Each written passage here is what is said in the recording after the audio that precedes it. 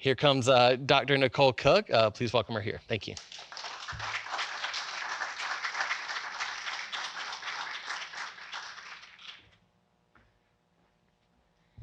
So good morning. Can you all hear me okay? Okay.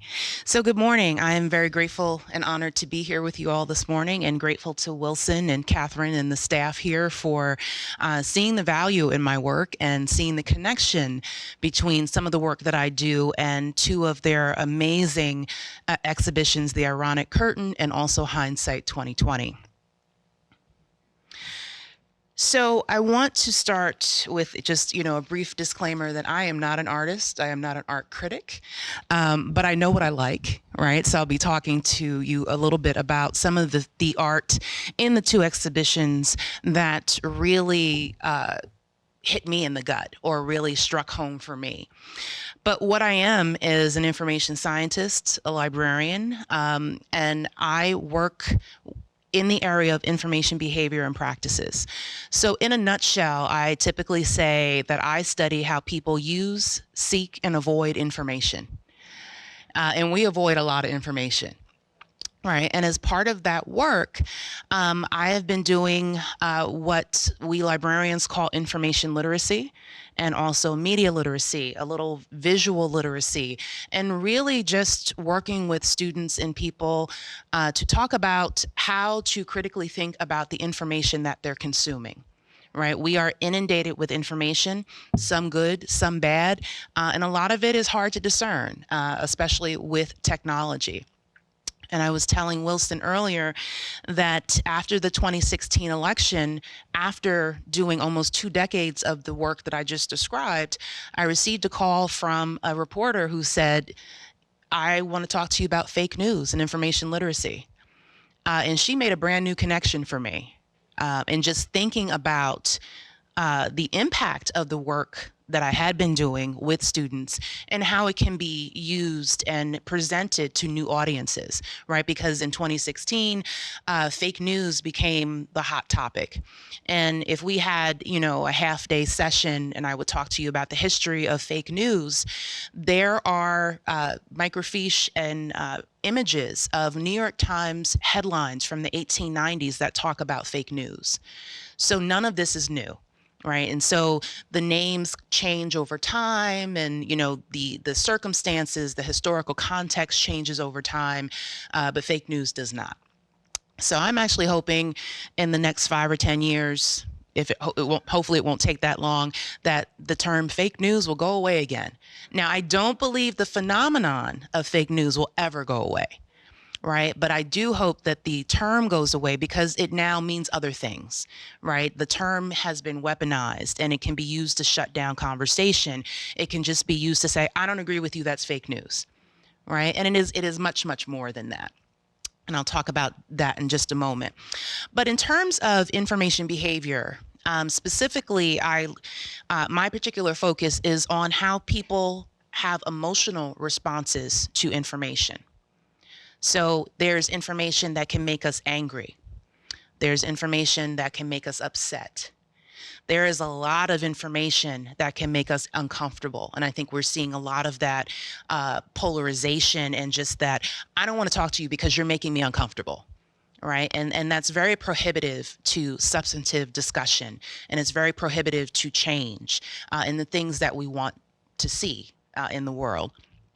And as this picture depicts, we react to visual stimuli, right? We react to color. We react to celebrities. And that all impacts how we absorb and use information. Now, just as a quick anecdote, you may not recognize this woman as a celebrity. I think she was a teen celebrity in the 80s, right? So I'm dating myself in terms of what I used to watch. That's why I recognize her. So this is Selma Blair.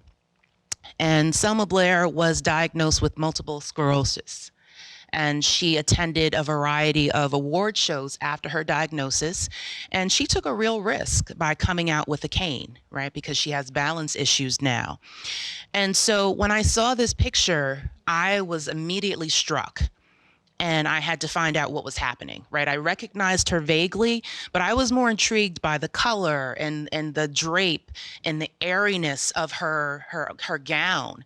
And I was even more intrigued by the cane, right? Because stereotypes that we all have about lots of different things, when we're talking about Hollywood celebrities, you very rarely see anyone with a cane, right? Because we value ability, we value strength, and anything that kind of goes beyond that brings questions, right? And so this is how just one of the many ways that we react to information. Now, I will say, I was very intrigued with this picture. I was very moved by her story. Did I go back and watch her movies? No. But I do wish her well.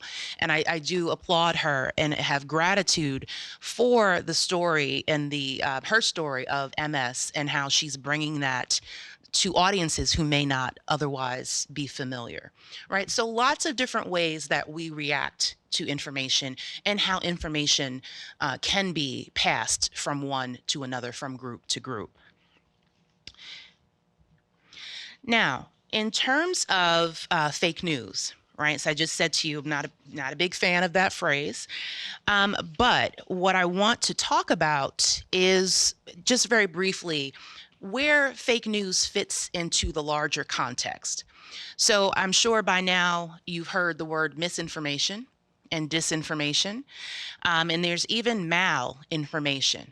All right, so and fake news is a type of disinformation and even malinformation. So misinformation is just information that's false, pure and simple. And it could be, a typo. It could be that someone misspoke or gave you the wrong date or gave you the wrong time, right? So there may not be any harm attached to it. There may not be any ill will or ill intention, right? But it is false information. When we move into disinformation, this is also false information, but this is information that was purposely created to be false, right? So say, for example, today's talk. If someone didn't want you to be here, they would have told you that today's talk started at noon, right? It may not have deep consequences, but it is disinformation because someone purposely told you something incorrect, right? So disinformation is created to deceive or mislead. Then we have malinformation. And, this is what I'm highlighting now in my work and in my research and in my teaching, because I think that this is really where we're moving. So malinformation is a form of disinformation, right? False information that's created on purpose. But malinformation, right? Mal as in malicious, malignant. Right? This has very negative consequences. So when you hear on the news about revenge porn or someone being doxxed, and if someone's doxxed, that means that their personal information has been broadcast for nefarious purposes. Right? It could be your, just your address. It could be your social security number. It could be your address, all of these things. And when Wilson mentioned one of the awards that I had won, it was based on work that I did because I had been doxxed, right? So for some equity, diversity, and inclusion work that I had done, my address was posted online and it was caught by alt-right hate groups. And the caption said, go talk to her. Right? So this type of malinformation can be very harmful. It can be very emotionally and physically dangerous. It can lead to, unfortunately, death, right? It could lead to incarceration, right? And we're seeing more and more of this. So I wanted to specifically highlight malinformation. And when we're talking about disinformation and malinformation, we have another term or scenario that is not new to us, and that is propaganda. And so when we're talking about the Ironic Curtain, the exhibition, we're talking about Hindsight 2020, the exhibition, these pieces, these amazing pieces are working against propaganda. Okay, and I'll talk more about that. But just so we have definitions, propaganda is communication that is primarily used to influence an audience and further an agenda, which may not be objective and may be selectively presenting facts to encourage a particular synthesis or perception. It can use loaded language to produce an emotional rather than a rational response to the information that is being presented. Propaganda is often associated with material which is prepared by governments as part of war efforts, political campaigns, revolutionaries, corporate entities, ultra-religious organizations, the media, and certain individuals. All right, so you'll notice in this definition of propaganda, we talked about emotional responses versus rational responses, okay? And propaganda can come in many, many forms. All right. Oh, before I go into that, and when we're talking about misinformation, disinformation, malinformation, and then propaganda as a part of these, the art that is in these exhibitions and art in general, right, really can lead us to culture jamming and artivism. Right. And I think that that is the main connection that I would like to share with you today about these exhibitions. All right. So that bullhorn there is to represent propaganda. So the first thing that I want to tell you is about culture jamming, right? And how I think that art makes a difference. So culture jamming, which is also called guerrilla communication, is protest used by many anti-consumerist social movements to disrupt or subvert media culture and its mainstream cultural institutions, including corporate advertising. It attempts to expose the methods of domination of a mass society. Culture jamming is a form of subvertising, right? So advertising and then subversive advertising. So many culture jams are intended to expose questionable political assumptions behind commercial culture. All right, so the example I have here on the screen, this is for Apple products, right? And there's a lot of criticism because of capitalism that people are addicted to technology, they're addicted to their products, and this is meant to be a critique, right? And there is one piece in the Ironic Curtain exhibition that is meant to mock or give a pop culture reference to Marlboro cigarettes, right? If, you know, in terms of addiction and how we're thinking about what we consider to be everyday products and everyday acts and everyday participation in society. So if we drill down from culture jamming, we have artivism, all right? So art plus activism. So artivism was coined in 1997 at a gathering of Chicano artists in East Los Angeles. And they coined the words artivist and artivism. And they were attempting to say that through their art, they were going to push their own political agenda, which in most cases was rejecting the political agendas they thought were being pushed upon them or forced upon them. And they were focused on raising social, environmental, and technical awareness as well. And so they used traditional mediums like film and music to raise awareness or push for change. All right, and so they engage in culture jamming, they engage in subversive advertising, they engage in spoken word, protesting, activism, and certainly art. So artivist Eve Ensler has been quoted as saying, "This passion has all of the ingredients of activism, but is charged with the wild creations of art. Artivism, where edges are pushed, imagination is freed, and a new language emerges altogether. Artivism promotes the essential understanding that humans, through courageous, creative expression, experience the unifying power of love when courage harnesses itself to the task of art and social responsibility." So the example I have here on the screen, this is artistic rendering by, oh, sorry about that. This is artistic rendering by Nicholas Smith, and he does a lot of protest art. And so this is just one of his pieces. So when we're talking about artivism, activism, etc., we can see rendered art. We can also see lots of photography. And when we're seeing this, we have to think about what is the message that's being promoted. What issue or inequity are they trying to highlight in their work? So on the left-hand side, this is one of the doors of the indigenous boarding schools that we've now been hearing about, that they're finding mass graves at these schools that were propaganda, right? They were said that they were instituted to assimilate Native and indigenous children, but in fact, they were subjected to horrible mental, physical, and sexual abuse. And now we know that they were being killed as well.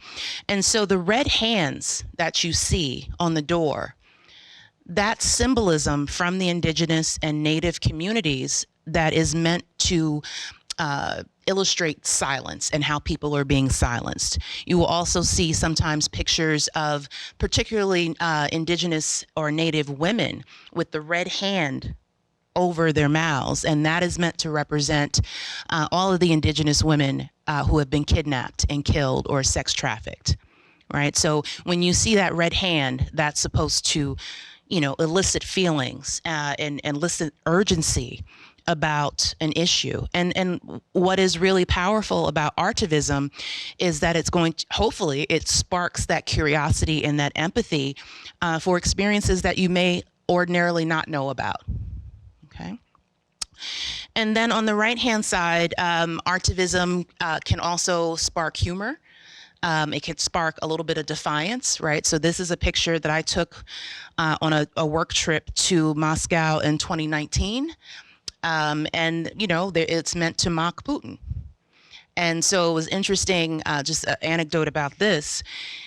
This nesting doll set a friend of mine purchased at one of the street markets for, you know, however much money. And then, you know, we have to love capitalism. In the airport, that same set was almost $200. All right, because they knew that someone wanted to be able to take that home and have a story, right? So you know, in my mind, I think about, you know, the airport set for $200 that makes a good story, but perhaps the artist in the street market really wanted you to know how they feel about Putin and his regime, okay? So more artivism. And artivism can even be a physical expression, right? It doesn't have to be in spoken word or in art or in music, etc. So on the left-hand side, we have Olympic athletes, Tommy Smith and John Carlos, who were giving the power symbol, the power fist, while they were on the dais accepting their medals. Now, Tommy Smith and John Carlos have given interviews about how they were ostracized and how they were berated and criticized for that action. And it's, you know, it's just interesting to see how things change and don't change, you know, et cetera. And on the right-hand side, we have Raven Saunders, who just participated in the 2021 Olympics, and she's representing South Carolina, a Charleston native. And she's giving the X sign because she knew that she would be punished if she gave the fist, okay, because they were warned about that, right? So we have very clear examples of how freedom of expression and protest are still being censored, right? So she did the X. She said that she wanted to represent the intersection of being African American, of being a woman, of being oppressed, and still feeling like she has a message to convey to the world. So artivism, again, can highlight a message or a cause. It can defy stereotypes, or it can help us defy those stereotypes. And it promotes freedom of expression. So just to give us a quick recap of this idea of how art and artivism and activism, what does it have to do with journalism, information, and misinformation, disinformation, malinformation, propaganda, etc. So it can help us facilitate that resistance of propaganda. It fosters connection, right? So if we go through the exhibit together and we see a piece that strikes us mutually, that fosters a connection, right? And if it leads to a discussion, maybe we can learn something new about each other or each other's experiences. And that's where we start getting into the empathy that we need to combat this polarization and other things. So again, I mentioned highlighting a message or a cause, defying stereotypes. So art allows representation to matter, right? So, you know, the picture I showed you just now of Raven Saunders, there's going to be some little girl that knows that she can go to the Olympics because she saw a Black woman on the television at the 2021 Olympics. All right. And if we see ourselves in the art, in the exhibitions, you know, we can have new dreams about what we can do and what we can accomplish. It promotes counter storytelling and discussion. So counter storytelling, again, is telling these new stories that will push back against the stories that we've been socialized to believe. Again, sparks curiosity and empathy. Emphasizes the importance and necessity of freedom of expression and showcases the community building power of art. And I think that you will absolutely see the community building power of art in both of these exhibitions. So now I'm going to show you a couple of the pieces from each of the exhibitions that particularly struck me, and I will give you my non-expert armchair reaction, opinion of the art, and hopefully draw some connections between that and our fighting back against misinformation and disinformation. So these are from the Ironic Curtain.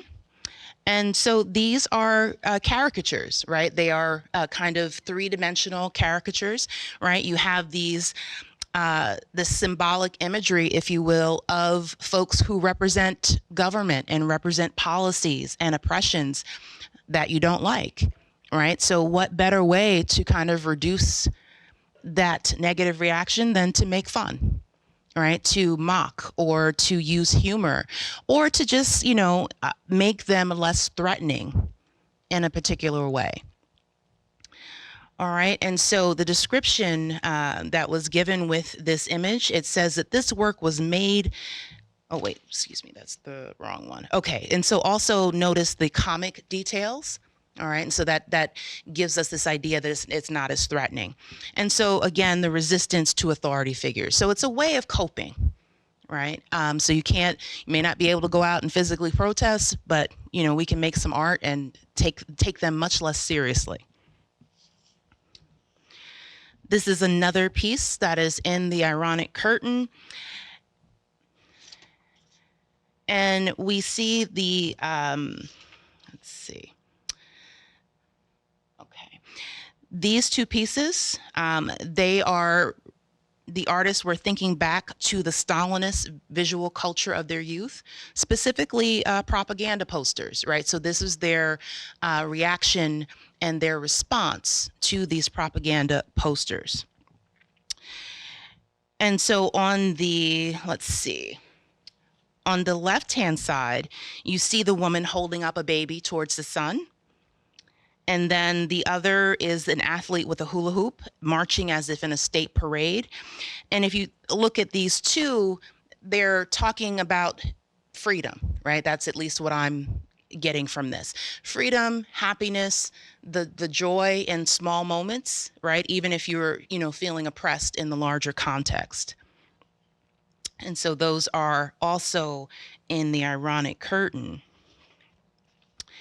Here we have more symbolic imagery, and the story behind this is saying that the author, or excuse me, the artist, made this piece just before leaving the Soviet Union in 1975.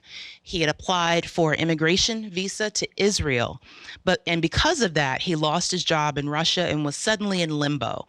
And this work was made in that moment between a new life and the old, right? So it's wonderful to think about what the author meant versus what it means to us, right? And we can get a sense of his experience and a sense of, this, they use the word limbo, in between the two places. So fleeing the oppressive regime and starting over, but in the meantime, leaving everything that he knew.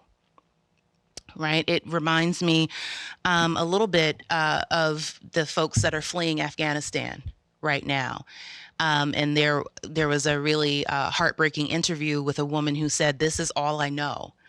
Right. This is all my family knows. So, it's you have to have that nuance when we're absorbing information, right? It's very easy to see a news report that could be fake news or it could be misinformation, what have you. And it's very easy for us to say, well, they should just leave, right? But there's so much more nuance to that. And that's someone's home, right? That's someone's culture and religion and family, right? Okay, and so we have another caricature, but this one is three-dimensional, and it doesn't, obviously doesn't feature people, but this is a caricature of the cruiser whose shot unleashed the coup that would ultimately turn Russia into the Soviet Union. And so also to kind of point out the pop art qualities. And you can see in several of the pieces the influence of American culture on this artwork. So was the influence of American culture, was that aspirational, or was it just, they liked that style? So it's interesting, again, to think about, how they're influenced and how those influences come out in their art. And so the description also says that the red and yellow kind of explosion, the BAM, or the loud firing, if you will, that was an homage to the BAM that we see in our comic art, right? So if you, when Batman would hit someone and you see BAM, that's the inspiration behind this particular piece. So when we're thinking about the ironic curtain and also hindsight 2020, these are examples of protest art, right? So like fake news, protest art is not new. All right. And so again, protest art is a form of culture jamming, or the newer word, which is artivism. And it's just a way of freedom of expression to facilitate idealism and facilitate aspiration and dreams, etc. So I'm going to talk a little bit about hindsight 2020 now. And hindsight 2020, this is the one that really kind of hit me in the gut, and with some of these really powerful images. And this is an example of photography as art, photography as activism or artivism. And so these pictures in this exhibit were coming after the death of George Floyd in May of 2020. And so it's, as a Black woman, who lives in this society, this was a very particular time for me, right? In terms of grieving, in terms of confusion, in terms of figuring out what was next, right? So I still had to teach when this happened. And so I have students of all stripes who were equally confused and trying to figure out what this meant. Now, it is often said that the death of George Floyd awakened a reckoning in the United States and globally, because there were protests all over the world, murals of him all over the world. I hope it is a reckoning, because we have Michael Brown, Trayvon Martin, and scores of people who have been killed in the years leading up to George Floyd's death. And why didn't we have that reckoning then? So I hope that we are having this reckoning, and I think that this art is certainly part of the reckoning and the conversation. So this was one of the marches that happened in downtown Columbia shortly after George Floyd's death. More pictures from the protest. The one on the left, I thought was a really stunning example of, in the sense that this is one of the very few that has any writing, right? And you're making that juxtaposition between a traffic sign and a larger idea of this is not the right way for society to be going, So I think that for me, this was one of the more obvious examples, but also one of the more powerful examples of giving a message through this image. Now, on the right-hand side, you're only seeing a small portion of that picture, but what I wanted you to see is the Columbia Police Department officer. Right, there's so much polarization about police and what they represent, what they do, and then the knowledge that you can't apply broad strokes to any group, right?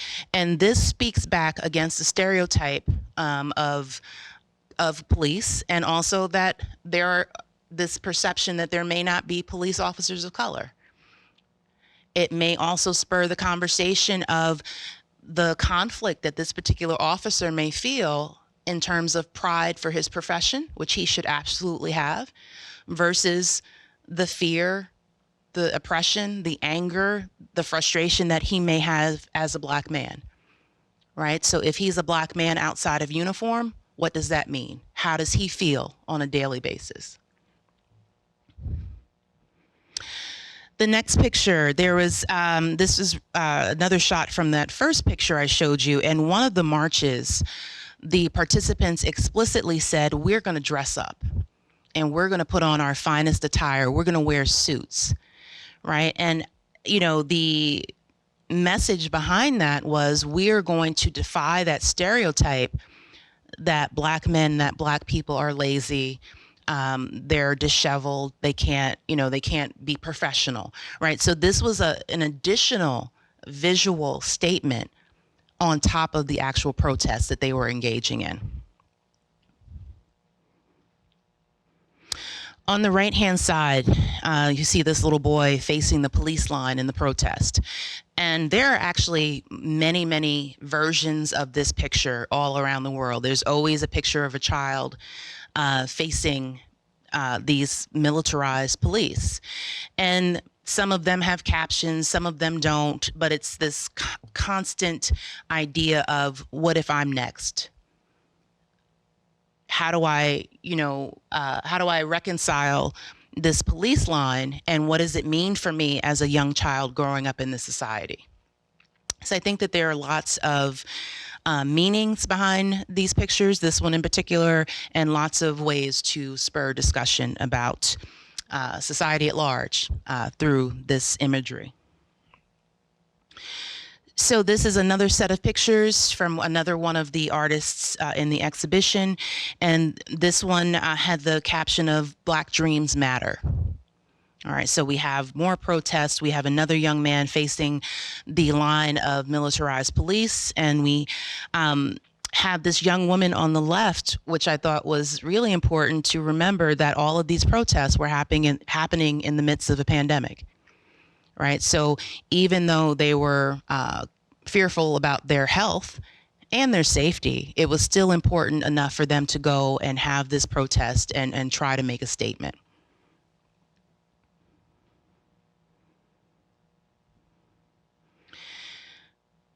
More folks facing police lines. And I think that this should be also part of kind of the discussion about how these protests evolved and what does it mean in terms of the future of community policing and the terms of the relationships between the police department and the community.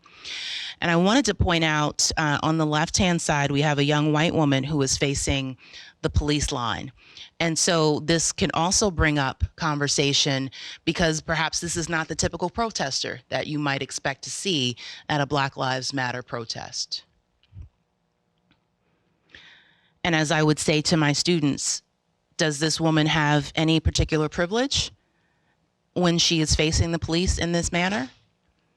Right? If this were a Black woman, would she be allowed to take pictures of them in this particular stance? So another way to kind of talk about the larger context of what we're facing.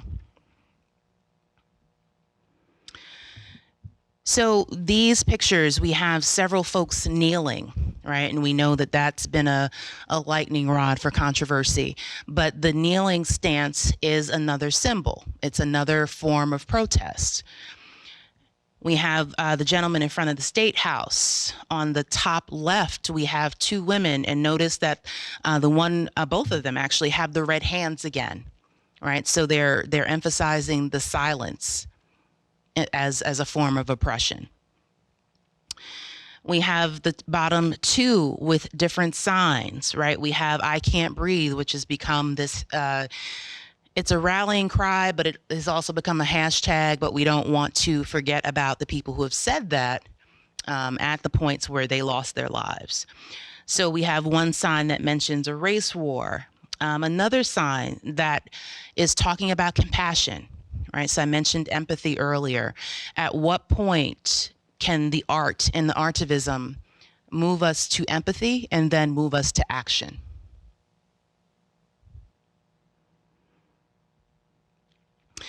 So finally, I want to mention just some work that I have recently been doing. So this is a graphic that was created by Jessica Boyd. Jessica Boyd is actually an artist from here in Columbia. And she created this graphic for an article that I wrote about racism and malinformation. And just really, again, talking about how stereotypes persist, right? And they are a form of disinformation and malinformation. And so when I told her the gist of what I was thinking about and what I was working on for the essay, this is what she came back with. And she said to me, "What you're saying reminds me of how when George Floyd died and immediately the protests erupted, particularly in Minneapolis, there were lots of pictures of windows being broken and like these Molotov cocktails being thrown. But they were really these individuals that came to the protest not to protest, but to start trouble, and then have the implication being that the protesters were violent and that they were there for nefarious purposes." So it has been said that 93% of these protests that happen around the world were peaceful. And so when you have these images of Black people, people of color being arrested at these protests, think about what's really happening behind the scenes.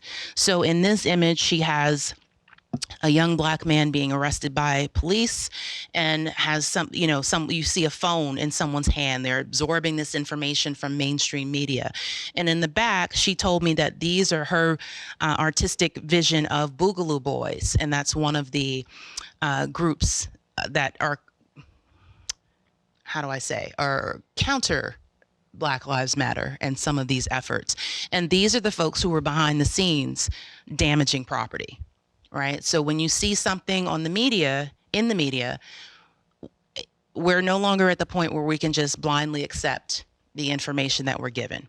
We always have to have some level of skepticism. We always have to have some level of curiosity about what is the fuller story of what's happening here. Because if we don't, these stereotypes and these negative perceptions will persist. So I just want to return to just the points that I made earlier in terms of what does art have to do with information and misinformation, disinformation, et cetera. So I won't read these all to you again, but just emphasizing the sparking of curiosity, empathy, discussion, and also showcasing the community building power of art. Particularly in the Hindsight 2020, you see these groups of people, right, that are being brought together by a cause. And hopefully this community building will continue to happen when people see the exhibition and learn the stories about these protesters in our own community. So I will end by saying, by giving you this quote: "There's really no such thing as the voiceless. There are only the deliberately silenced or the preferably unheard." So this is another value added of the artivism and the activism.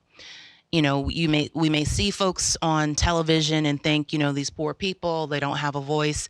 They absolutely have a voice. And by protesting and creating this art, they are demonstrating their voice. right? They may not be able to have voice in the traditional way in mainstream media or government sanctioned, but through their art, they're able to share their voice and their message with the consumers of their art.